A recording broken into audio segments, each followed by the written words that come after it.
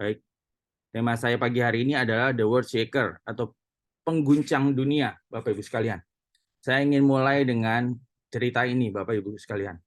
Jadi setelah dibebaskan dari penjara Sukamiskin, Soekarno Muda menghadiri Kongres Indonesia Raya di Surabaya.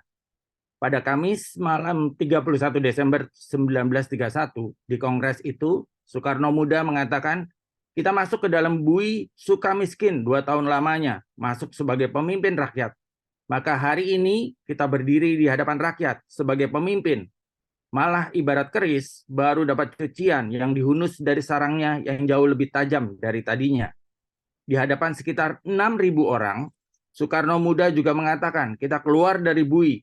Setelah menjalankan pengorbanan kita berasa sangat senang sekali, seperti seorang putra Indonesia yang berbakti kepada ibunya, ibu Indonesia, dengan memasuki penjara tadi, telah menyuntingkan dan meletakkan setangkai bunga di sanggul dari ibunya.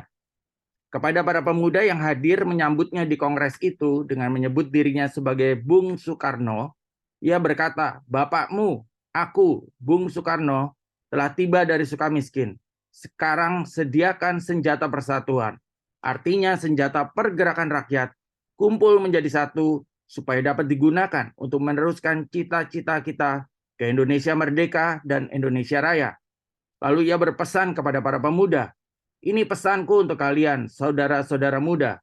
Aku meminta kalian membantuku, dan imbalannya, saudara-saudara, aku akan berikan kemerdekaan Indonesia kelak. Singkatnya, aku dapat gambarkan kekuatan semangat pemuda sebagai berikut. Beri aku 1.000 orang tua, dan bersama mereka dapat kupindahkan Gunung Semeru. Tapi beri aku 1.000, tidak 100, ya bahkan hanya 10 pemuda dengan semangat muda dan cinta tanah air yang membara, akan kuguncangkan dunia. PPPI, para pelajar di Kairo dan di Belanda, kalian semua bantu aku memperoleh persatuan ini." Siapakah 10 pemuda yang dimaksud oleh Bung Karno? Kongres Pemuda Indonesia kedua, Soekarno mengirimkan pidato tertulis di kongres ini. Kepanitiaannya hanya diisi oleh 9 pemuda. Kongres Pemuda Indonesia kedua ini merupakan lanjutan dari Kongres Pemuda Indonesia pertama. Panitia kongres yang pertama ada 10 orang, yaitu Tabrani, Bahdar Johan, Sumarto, Jantole Solehuwits, Jamaluddin Adinegoro, Suwarso, Hamami, Paul Pinontoan, Sanusi Pane, dan Sarbaini. Setelah Kongres Pemuda Indonesia pertama, Hindia Belanda memang goncang. Para pemuda terus bergerak menguatkan persatuan Indonesia. Mereka semakin banyak menggunakan bahasa Indonesia di dalam pertemuan-pertemuan mereka. Lahir kemudian Perhimpunan Pelajar-Pelajar Indonesia, Young Indonesia, dan Partai Nasional Indonesia. 10 pemuda itu sepertinya yang telah menginspirasi Bung Karno melontarkan ucapan yang terkenal itu. Berikan aku 10 pemuda, akan aku guncang dunia. Jadi ini sejarah Bapak Ibu sekalian. Bagaimana ketika kita jelang kemerdekaan, ya, bagaimana semangat persatuan itu digalang terus-menerus, dan dengan orasinya Bung Karno pada waktu itu menyampaikan, membakar semangat anak-anak muda, ya. Beri aku 10 pemuda dengan semangat muda dan cinta tanah air yang membara, akan kuguncangkan dunia. Itu sejarah yang terjadi atas bangsa kita. Dan kalau kita lihat, hal yang sama pun terjadi di dalam Kisah Para Rasul. Di dalam Alkitab mencatat, para rasul dicap sebagai pengacau yang membawa serta mengajarkan hal-hal baru yang dapat memutar balik dunia dan mengguncangkan dunia. Banyak orang menjadi percaya pada Tuhan, bahkan meninggalkan kepercayaan lama mereka, dewa-dewa mereka, sehingga keguncangan terjadi di mana para rasul datang dan memberitakan firman Tuhan. Di mana para rasul menyampaikan firman Tuhan, ada keguncangan iman, ada keguncangan di wilayah itu, dan mereka semua dilawat oleh Tuhan dan terjadi pertobatan. Itu adalah hal-hal yang mana mengguncangkan dunia. Dan kita akan melihat apa yang akan mengguncangkan dunia pada hari-hari terakhir ini. Diambil dari 1 Petrus 2 ayat 9. Ini adalah dasar firman Tuhan kita pada pagi hari ini. Dikatakan, tetapi kamulah bangsa yang terpilih, imamat yang rajani, bangsa yang kudus, umat kepunyaan Allah sendiri, supaya kamu memberitakan perbuatan-perbuatan yang besar dari Dia, yang telah memanggil kamu keluar dari kegelapan kepada terangnya yang ajaib. Bapak Ibu sekalian, saya bacakan dari versi The Passion Translation. Tetapi kamu adalah harta pilihan Allah, imam yang adalah raja, satu bangsa rohani yang dipisahkan sebagai orang-orang yang berbakti milik Allah. Dia memanggil kamu keluar dari kegelapan untuk mengalami terangnya yang mengagumkan. Dan sekarang dia mengklaim kamu sebagai miliknya sendiri. Dia melakukan itu supaya kamu memberitakan perbuatan-perbuatan ajaibnya yang mulia ke seluruh dunia. Bapak Ibu sekalian, kata harta pilihan itu diambil dari bahasa Ibrani ya, segula. Artinya harta teristimewa. Ya, kata ini digunakan untuk menggambarkan kekayaan yang dijaga, harta karun khusus milik raja di satu tempat yang aman terlindungi karena nilainya yang luar biasa. Jadi Bapak Ibu sekalian, ketika Tuhan mengatakan kepada kita, kamu adalah harta pilihan Allah, kamu adalah segula, kamu adalah harta teristimewa yang disimpan oleh Tuhan, dijagai oleh Tuhan, dipelihara oleh Tuhan. Harta karun milik raja, segala raja, yaitu Tuhan sendiri. Ya, jadi kita dikatakan kita adalah harta milik Tuhan. Dan yang kedua dikatakan kita adalah imam yang adalah raja. Ya, imam yang rajani. Imam yang adalah raja itu bersifat jamak. Artinya sekelompok imam yang juga sekaligus raja. Atau disebut juga keimaman dari raja-raja atau kerajaan imam-imam. Bapak Ibu sekalian, imam dan raja itu profesi yang berbeda. Imam bertugas membawa umat datang kepada Tuhan. Tetapi raja itu adalah eksekutor, eksekutif. Dia yang melakukan tugas-tugas kenegaraan. Dia yang melakukan tugas-tugas di marketplace, melakukan tugas-tugas yang nyata di marketplace, seperti itu ya. Tetapi ketika dikatakan kita adalah imam yang rajani, imam yang adalah raja, itu seperti dua sisi mata uang. Di satu sisi kita adalah imam, di mana kita menjadi imam buat diri kita sendiri datang kepada Tuhan, imam buat keluarga kita datang kepada Tuhan, imam buat lingkungan kita, membawa lingkungan kita kepada Tuhan, imam buat negeri kita, membawa negeri kita ke hadapan Tuhan, seperti yang tadi kita doakan. Ya, kita berlaku sebagai imam, membawa doa kita kepada Tuhan. Imam ketika kita di dalam pelayanan, kita membawa pelayanan kita kepada Tuhan. Ya, itu adalah tugas imam, membawa segala sesuatu kepada raja, segala raja, membawa kepada Tuhan. Itu tugas imam. Dan satu sisi mata uang yang lain adalah raja, di mana kita bergerak di marketplace, kita bergerak di dalam pekerjaan-pekerjaan dan usaha kita. Itu adalah satu mata uang yang satu sisinya adalah imam, yang satu sisinya fungsinya adalah sebagai raja. Ya. Dan dikatakan kemudian satu bangsa rohani yang dipisahkan sebagai orang-orang yang berbakti milik Allah. Dia memanggil kamu keluar dari kegelapan. Artinya ketika kita belum mengenal Tuhan, kita belum percaya kepada Tuhan, kita mengalami terang yang mengagumkan. Sekarang bahkan Tuhan mengklaim kita miliknya sendiri, dimeteraikan sebagai milik kepunyaan Allah sendiri. Nah, di sini dikatakan dia melakukan itu supaya kamu memberitakan perbuatan-perbuatan ajaibnya. Jadi kata perbuatan ajaib ya, itu adalah sesuatu yang luar biasa ya, perbuatan Allah yang luar biasa ya, perbuatan-perbuatan ajaib yang Tuhan kerjakan di dalam kehidupan kita, di dalam kehidupan lingkungan kita, di dalam pelayanan kita, di dalam gereja kita, di dalam negeri kita. Kita harus bisa melihatnya. Itu perbuatan-perbuatan ajaib dari Tuhan ya, yang mulia ke seluruh dunia. Bahkan Tuhan katakan untuk memberitakan perbuatan ajaib Tuhan hingga ke seluruh dunia, Bapak Ibu sekalian. Ya, terkadang kita mengecilkan diri kita sendiri bahwa saya hanya ibu rumah tangga biasa.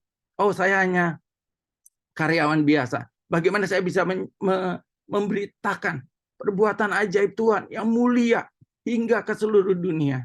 Tetapi firman Tuhan katakan, ini yang akan terjadi Bapak Ibu sekalian. Ketika kita menerima firman Tuhan, mungkin itu belum terjadi. Itu mungkin belum terjadi. Tetapi ketika kita menerima firman Tuhan, ketika kita menerimanya dan kita mengaminkannya, masuk ke dalam hati dan pikiran kita, itu mungkin belum terjadi saat ini. Tetapi ini pasti terjadi. Karena firman Allah tidak mungkin tidak terjadi. Firman Tuhan tidak mungkin gagal. Tetapi firman Tuhan akan digenapi karena dia adalah Tuhan yang tidak pernah gagal. Bicara tentang Petrus 2 ayat 9, maka kita bicara tentang kepercayaan Tuhan, bicara tentang mandat ilahi. Tuhan memberikan mandat ilahi kepada kita. Diberikan, kamu itu bangsa yang terpilih, kamu itu adalah imamat yang rajani, kamu adalah bangsa yang kudus, kamu adalah umat kepunyaanku sendiri, umat kepunyaan Allah sendiri. Itu merupakan satu mandat ilahi. Itu merupakan satu hal yang Tuhan nyatakan buat setiap kita. Ya, ini loh tanggung jawab kamu. Kamu itu bangsa yang terpilih. Kamu itu adalah imamat yang rajani. Kamu adalah bangsa yang kudus dan milik kepunyaan Allah sendiri. Ya, jadi itu satu mandat ilahi yang Tuhan berikan. Ya, kalau kita bicara 1 Petrus 2 ayat 9, pertama kita bicara tentang kepercayaan Tuhan kepada setiap kita. Mandat ilahi yang Tuhan berikan buat kita. Yang kedua, kalau kita bicara 1 Petrus 2 ayat 9, itu bicara tentang identitas kita sebagai anak-anak Tuhan. Itu adalah materai sorgawi yang Tuhan nyatakan buat kita. Ini loh identitas kita. Ya, identitas kita tidak pernah berubah. Kita adalah bangsa yang terpilih. Kita adalah imamat yang rajani. Dan kita adalah bangsa yang kudus dan umat kepunyaan Allah sendiri. Ya, ini identitas yang Tuhan berikan buat setiap kita anak-anak Tuhan. Sekalipun kita sadar tidak sadar, sekalipun kita mengerti tidak mengerti, tetapi ini adalah identitas yang diberikan Tuhan di dalam 1 Petrus 2 ayat 9 kepada setiap kita. Dan ini berlaku sampai hari ini, sampai selamanya, sampai Tuhan Yesus datang dan kita memerintah bersama-sama dengan Tuhan. Yang ketiga, 1 Petrus 2 ayat 9 itu bercerita tentang otoritas dan kuasa yang Tuhan berikan buat kita. Jadi bicara tentang 1 Petrus 2 ayat 9, di situ ada otoritas, di situ ada kuasa. Tuhan telah berikan otoritas dan kuasa itu buat kita. Bahwa kita adalah bangsa yang terpilih. Ada otoritasnya, ada kuasanya. Kalau bangsa yang terpilih, itu beda dengan bangsa yang tidak dipilih. Ya, imamat yang rajani, itu berbeda dengan orang awam pada umumnya. Tetapi otoritas dan kuasa ini Tuhan berikan buat setiap kita. Bahwa setiap kita dimampukan dan diberikan kuasa khusus untuk melakukan firman Tuhan, untuk menjadi bangsa yang terpilih, untuk menjadi imamat yang rajani, untuk menjadi bangsa yang kudus dan umat kepunyaan Allah sendiri. Nah, ini adalah janji Yesus, ya. Bapak Ibu sekalian, di dalam Yohanes 14 ayat 12 sampai 14 dikatakan, "Aku berkata kepadamu, sesungguhnya barang siapa percaya kepadaku, ia akan melakukan juga pekerjaan-pekerjaan yang aku lakukan, bahkan pekerjaan-pekerjaan yang lebih besar daripada itu, lebih besar daripada itu. Sebab aku pergi kepada Bapa dan apa juga yang kamu minta dalam namaku, aku akan melakukannya, supaya Bapa dipermuliakan di dalam Anak. Jika kamu meminta sesuatu kepadaku dalam namaku, aku akan melakukannya." Bapak Ibu sekalian, ini mengandung janji Tuhan. Ya, Ia akan melakukan juga pekerjaan-pekerjaan yang aku lakukan, bahkan pekerjaan-pekerjaan yang lebih besar daripada itu. Bapak Ibu sekalian, kita terkadang mengecilkan diri kita sendiri. Ya, kita boro-boro melakukan pekerjaan-pekerjaan yang Yesus lakukan. Kayak boro-boro membayangkan pekerjaan-pekerjaan yang lebih besar dari apa yang Yesus lakukan. Lo membayangkan pekerjaan yang Yesus lakukan aja kita nggak berani, kadang-kadang kita mengecilkan diri kita sendiri. Tetapi roh Allah yang ada di dalam kita memampukan kita. Selain ini adalah janji Tuhan, ini bicara tentang ekspektasi Tuhan atas setiap kita anak-anaknya. Sebagai bangsa pilihan Allah, sebagai imamat yang rajani, ini adalah ekspektasi Tuhan buat setiap kita. Dan ini juga merupakan ketetapan Tuhan. Artinya Tuhan telah menetapkan, kamu akan melakukan pekerjaan-pekerjaan yang aku lakukan, bahkan lebih besar daripada itu. Jadi ini seperti sudah ditetapkan, ini seperti sudah dimaklumatkan oleh Raja. Ini harus terjadi, ini sudah ketetapan Raja, ini sudah ketetapan Tuhan. Ini harus terjadi, Bapak Ibu sekalian. Percaya tidak percaya, ya, kita mengecilkan diri kita sendiri atau apapun juga, Ini tetap harus terjadi. Firman harus terjadi, Bapak Ibu sekalian. Dan yang keempat, ini adalah bagian dari cawe-cawenya Tuhan. Ini sekali lagi Pak Dedi ya, cawe-cawenya Tuhan ya. Campur tangannya Tuhan, intervensinya Tuhan. Supaya kita menjadi orang-orang yang berpikir besar. Orang-orang yang melakukan pekerjaan-pekerjaan besar yang Tuhan telah nyatakan dan berikan mandatnya kepada setiap kita. Nah, Bapak Ibu sekalian, sadar atau tidak sadar, kita adalah game changer atau pengubah permainan. Dalam satu permainan bola, Bapak Ibu sekalian, ketika ini keadaannya draw atau nyaris waktunya hampir habis gitu ya, 2 kali 45 menit dan masih seri nih, masih kondisinya 0-0 gitu ya. Maka pelatih akan memasukkan pemain yang masih seger, pemain yang ujung tombak, pemain yang mungkin strikernya ya dimasukkan yang benar-benar tajam, yang sudah dipersiapkan menjadi game changer ya, menjadi pengubah permainan. Jadi pemain yang dimasukkan pada detik-detik terakhir itu adalah pengubah permainan. Dia akan membuat permainan menjadi mengalir kembali. Dia mengacaukan perhatian musuh sehingga musuh yang tadinya permainannya sudah bisa mengimbangi, ketika masuk game changer, ketika masuk pemain baru, maka itu seakan-akan membuyarkan strategi musuh. Ya, membuyarkan strategi musuh dan tujuannya adalah membuat gol. Itu yang terjadi dalam permainan sepak bola. Bapak Ibu sekalian, di dalam dunia rohani kita adalah game changer ya. Kita adalah pengubah permainan. Ketika kita yang disertai Tuhan masuk dalam gelanggang, baik itu gelanggang di lingkungan kita, di pekerjaan kita, di tempat usaha kita, di negara kita, di marketplace dimanapun juga, dan melakukan peran-peran kita sesuai arahan Tuhan, maka kita menjadi game changer atau pengubah permainan dan penentu kemenangan. Bukan saja game changer atau pengubah permainan, mengacaukan strategi musuh, tapi kita juga adalah penentu kemenangan. Ketika Tuhan memakai setiap kita, kita bukan lagi orang-orang biasa. Kita adalah victorious, kita adalah pemenang, overcome, winner dan triumph ya. Kita adalah orang-orang yang lebih dari pemenang dan kita masuk sebagai game changer atau penentu kemenangan. Bapak Ibu sekalian, harus kita menyadari juga bahwa kita adalah agent of change, agen perubahan. Nah, di dalam dunia ini Tuhan memberikan kepada kita tanggung jawab untuk membawa perubahan dan mendeklarasikan Tuhan di tengah-tengah dunia, di dalam tempat dimanapun saudara atau Bapak Ibu berada. Matius 5 ayat 13 berkata, kamu adalah garam dunia. Jika garam itu menjadi tawar, dengan apakah ia diasinkan? Tidak ada lagi gunanya selain dibuang dan diinjak orang. Jadi kita adalah agen perubahan, agent of change. Ya, kita ditetapkan Tuhan menjadi garam dan terang dunia, menjadi garam dan terang dunia, artinya mengubahkan keadaan di sekeliling kita. Kehadiran kita itu harus membuat perbedaan. Kehadiran kita harus membuat swifting, merubah segala sesuatu yang di sekeliling kita menjadi sesuatu yang lebih baik. Kehadiran kita itu adalah kehadiran Tuhan sendiri. Ketika kita hadir di suatu tempat, maka Tuhan hadir juga bersama-sama dengan kita. Dan itu akan mengubahkan. Karena kita adalah garam dan terang dunia. Kita diberi otoritas dan kemampuan untuk melakukan perubahan. Karena kita adalah agent of change, Bapak Ibu sekalian. Jadi ada perkataan yang mengubahkan, ada firman yang mengubahkan, ada perubahan paradigma ketika kita hadir di situ, dan ada tindakan-tindakan yang diubahkan, Bapak Ibu sekalian. Nah, tujuannya dari semua itu, kalau kita lihat dari 1 Petrus tadi dikatakan bahwa kita akan memberitakan perbuatan-perbuatan yang besar dari Dia. Jadi Bapak Ibu sekalian, untuk memberitakan perbuatan-perbuatan yang besar dari Dia, tidak ada cara lain. Kita harus mengalami Tuhan. Kita harus experiencing God.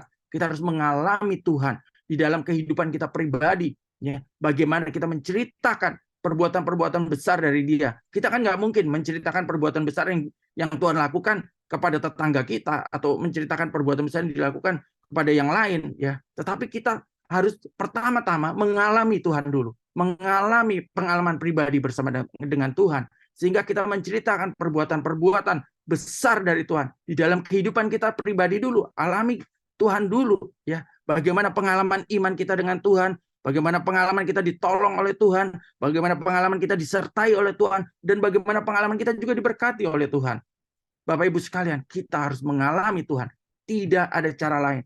Bapak Ibu sekalian harus masuk lebih dalam lagi ke dalam ruang Maha Kudus, mencari Tuhan dan mendapatkan Tuhan, mengalami Tuhan. Pengalaman dengan Tuhan itu luar biasa Bapak Ibu sekalian. Setiap kita tidak ada yang sama. Pengalaman kita berbeda-beda dengan Tuhan. Tetapi satu hal yang saya tahu, itu adalah pengalaman iman yang Tuhan inginkan setiap kita alami. Pengalaman bagaimana ditolong Tuhan, pengalaman bagaimana disertai Tuhan, dan bagaimana pengalaman diberkati oleh Tuhan. Bapak Ibu sekalian, jangan batasi Tuhan. Keluaran 34 ayat 10 berkata, firman-Nya, sungguh aku mengadakan suatu perjanjian. Di depan seluruh bangsamu ini akan kulakukan perbuatan-perbuatan yang ajaib, seperti yang belum pernah dijadikan di seluruh bumi. Di antara segala bangsa, seluruh bangsa yang di tengah-tengahnya engkau diam, akan melihat perbuatan Tuhan. Sebab apa yang akan kulakukan dengan engkau, sungguh-sungguh dahsyat. Bapak Ibu sekalian, selalu ada perlibatan Tuhan dengan kita. Ada kesepakatan antara Tuhan dengan kita. Oleh karena itu jangan kita batasi Tuhan. Tuhan bilang, apa yang akan kulakukan dengan engkau, ya dengan setiap kita, dengan setiap kita yang hadir pada pagi hari ini dalam Morning Chapel ini, dikatakan sungguh-sungguh dahsyat. Jadi kalau dikatakan Tuhan yang ngomong sungguh-sungguh dahsyat, ini benar-benar dahsyat Bapak Ibu sekalian. Apa yang akan kulakukan dengan engkau, sungguh-sungguh dahsyat. Itulah kenapa kita perlu jangan pernah membatasi Tuhan. Ya, ini ada perjanjiannya Bapak Ibu sekalian di dalam Keluaran 34 ayat 10. Ya, Tuhan bilang aku mengadakan suatu perjanjian. Ini udah dijanjikan oleh Tuhan. Ada perjanjiannya. Ya, di mana Tuhan tampil, dunia akan melihat Tuhan melalui kita dan kita akan dilibatkan. Sebab apa yang akan kulakukan dengan engkau sungguh-sungguh dahsyat. Oleh karena jangan pernah batasi Tuhan.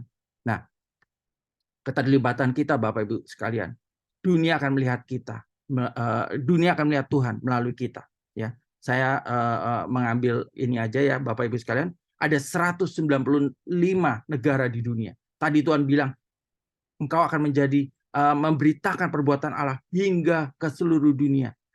Bapak Ibu sekalian, ada 195 negara di dunia, 38 provinsi di Indonesia, 727 kecamatan di seluruh Indonesia, dan ada 1.109.232 rukun tetangga di seluruh Indonesia. Itu tempat di mana Tuhan mau kita menyatakan, memberitakan perbuatan-perbuatan besar dari Tuhan hingga ke ujung-ujung bumi. Ya, ini adalah lingkungan tempat tinggal kita, ini adalah marketplace di mana kita ada, juga negara kita dan seluruh dunia. Memberitakan perbuatan besar Allah, terkini, terbaru, terbesar. Jangan pernah berhenti berpengalaman dengan Tuhan setiap harinya. Tuhan ingin kita memberitakan perbuatan besar Allah yang kita dan keluarga kita alami, supaya nyata setiap firman Tuhan yang kita dengar dan kita baca. It's real, ya. Terkini, terbaru, terbesar, dan terdahsyat. Itu kata Tuhan yang Tuhan janjikan di dalam firman Tuhan. Ya dan amin. Ya. Jadi kita perlu melakukan project besar bersama dengan Tuhan. God footstep, langkah besar Tuhan. Tuhan ingin memakai setiap kita yang bersedia memberi diri untuk dipakai Tuhan dalam project-projectnya di akhir zaman ini. Tuhan bergerak, kita bergerak. Perkara besar terjadi dan dunia melihat Tuhan. Baik, saya selesai Bapak Ibu sekalian. Dalam Morning Chapel esok hari, Bapak Ibu akan dilayani oleh Pastor Roy Kemenayang di dalam Zoom dan waktu yang sama. Mari kita berdoa. Bapa yang Maha Baik, terima kasih Tuhan.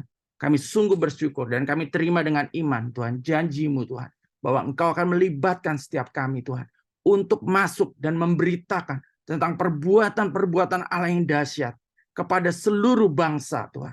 Oleh karenanya Tuhan, terus Tuhan pakai setiap kami, setiap hari Tuhan, biar kami memiliki pengalaman-pengalaman pribadi, pengalaman iman bersama dengan Engkau, baik di dalam rumah tangga kami, baik di dalam lingkungan kami, di wilayah kami, di negeri kami, di dalam marketplace, dimanapun Kau menempatkan kami. Kami percaya Tuhan, Engkau Allah yang dahsyat, dan kami akan memberitakan Allah yang dahsyat itu hingga ke ujung-ujung bumi.